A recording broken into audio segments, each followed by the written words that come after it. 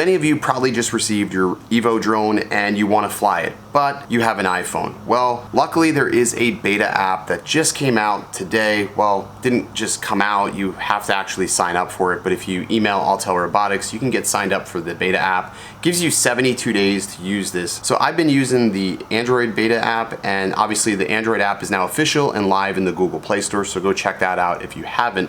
But let's go ahead and check this out and see if it's any different than what's on our Android brethren.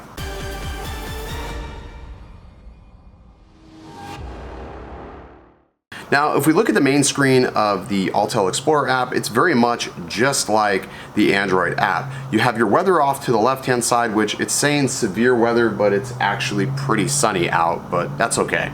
Gives you the miles per hour, along with your battery percentage of your drone, along with the percentage of your controller. You'll notice there's a little icon up here in the corner with a frog. It looks like that's going to be somewhere where maybe in the future we'll be able to actually log into it and possibly have some sort of account. I'm not really sure, but it just looks like a placeholder right now. If I tap on Go Fly, it's going to go ahead and open up the application, and you can sort of see the actual location where the drone is actually at just by clicking here. And if I click back on Go Fly, we'll go back to the main screen. It's telling me that it's safe to fly.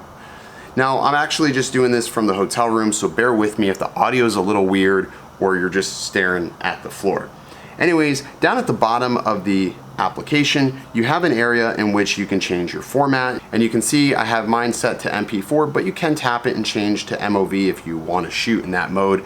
Most people who have an iPhone or a Mac tend to shoot in MOV. Over to the right of that, you have an area where you can change the resolution, and you have a vast array of resolutions scaling all the way down to 720p and as wide as Cinema 4K. If I scroll to the right here, you can also adjust your frames per second. Now it maxes out at 60 frames per second in 4K, but if I click on the 4K and change it over to 1080p, you can see I have the option to shoot in 120 frames per second. Moving over to 2.7K, it still maxes out at only 60 frames per second. You do have the option to change from manual to auto. I technically and typically always shoot in manual mode when I absolutely have to or can. Moving over to the right of that, you have your ISO and your shutter speed. Now this isn't an adjustable aperture, so you'll need to keep that in mind, and I would totally advise picking up some ND filters for this drone. You have your exposure value, which right now it's perfectly exposed where I'm sitting now. You have an area here for your auto white balance. Now, what I like about the auto white balance is that you can actually change this and dial it into your actual settings. Now, if I change it to sunny, you'll notice it gets a little bit of a warmer hue. They have a cloudy, in-can neon, and then you can actually use the setting to dial this in even further by the Kelvin value. Now, I'm sure there's apps out there that can let you know what Kelvin value you should use. Now, me specifically, I tend to like to leave it at the 53 to 5500 if I'm shooting with white balance out of the auto mode. I'm going to throw it back in auto for now. Then they have the color profile. You have a log profile, which will give you a little bit flatter image so you can color correct later on. You have vivid, black and white, art, film, beach, dream, classic, nostalgic, and maybe there's some placeholders for some more at a later point. Moving over to style, you can actually change your values for your saturation, sharpness, and contrast. I usually just sort of leave mine set at standard. Sometimes I do tend to bump down the overall sharpness because I feel like digital actually does a really good job at sharpening already, and I just don't like things to look sort of fake. Moving on to digital zoom, you can actually zoom this in up to 8 times digitally, but I'm sure it's going to look pretty pixelated as you can see right here on the carpet, so I leave that at 1. From here you can turn on the toggle mode to have grid lines. I typically use the top grid. I really don't use grid diagonals. And then the center point, I usually set my center point like a square with a meter and center point. Moving back, I keep the histogram on. I did turn this on initially, but I just felt like it got in my way, so I just sort of pay attention to my exposure value and not so much the overexposure warning itself. You have subtitle, anti-flicker, your encoding format. I leave mine set to H.264 since H.265 is very, very abrasive on many systems. You can reset settings, format the SD card. You can see your model version and your camera version from here.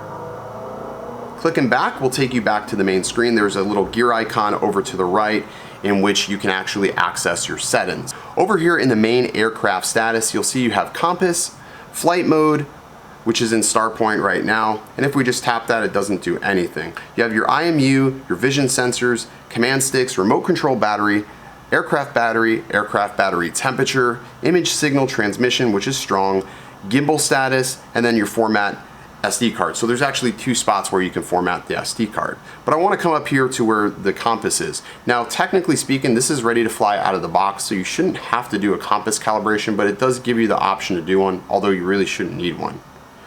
Moving down to flight control, you can set your return to home altitude. I have mine set to 98 feet. I'm actually going to increase that to 120, although I think that's sort of overkill. Speed limit set to 34. Altitude limit set to the max of 26, 24, but we all know we can't fly that high anyhow. There is a distance limiter and advanced settings, which will turn on your front LED indicators, and you can also adjust the rotate right or left. In visual navigation, you can turn on your obstacle avoidance or turn it off. You also have a show radar map. And this is sort of interesting because it gives you like a real-time view of obstacles that are in front of you. If you do turn your visual sensors off, you can actually increase the speed of your drone. I did notice turning this off did help me out quite substantially. So you're up in the air trying to get to point A to point B. I would probably turn visual obstacle avoidance off just to be able to get where you need to go.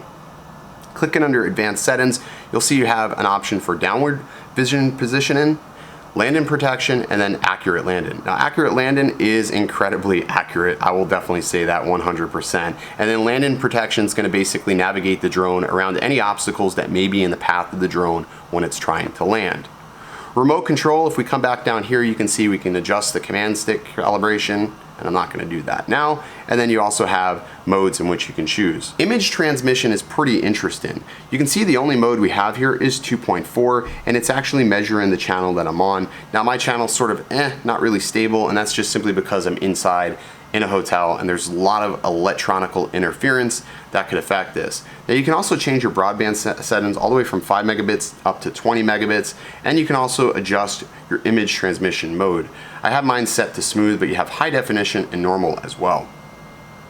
Aircraft battery status will basically break down your discharge levels on your battery, and you can adjust your critical battery level warning. Now this may have been something that we should have done initially when we changed that test, but we left both drones set to the 15% warning level, so it was still a fair test, so changing this probably wouldn't have changed anything at all. Now you can also see that it's set to 25% for the low battery warning. I just adjusted my critical low battery warning down to 10%, and it's not letting me adjust it any further for the 25% warning. Time to discharge is set to 6 days, and you can see we have, so let's just say you got your EVO, and out of the box it's got that horizon tilt. Obviously we don't have new firmware just yet, but you can go in here and go to the adjust gimbal roll axis, and you can adjust the value till you start getting a straighter horizon. Now for me, around 2.8, 2.4, the horizon starts looking pretty good. Again, with it being on the ground, it's a little hard to really adjust, but you sort of get the idea. You just sort of have to adjust it every time you fly. Now when I turn the drone off and turn it back on, these settings will be gone, so you will need to readjust them the next time you fly. And then the very last thing is under general, you have an area here where you can set your home point. You can set it to the aircraft, or you can set it to yourself. You have it set to imperial metric. You also have an area here where you can show your aircraft coordinates, and I'm going to set mine to GPS. And then you also have an area for your firmware version. Now I don't see anywhere here where it's actually telling me that there's a new version of firmware. So if you're seeing something different than what I'm on right now, let me know in the comments section below, because I haven't seen anywhere where it will let me update.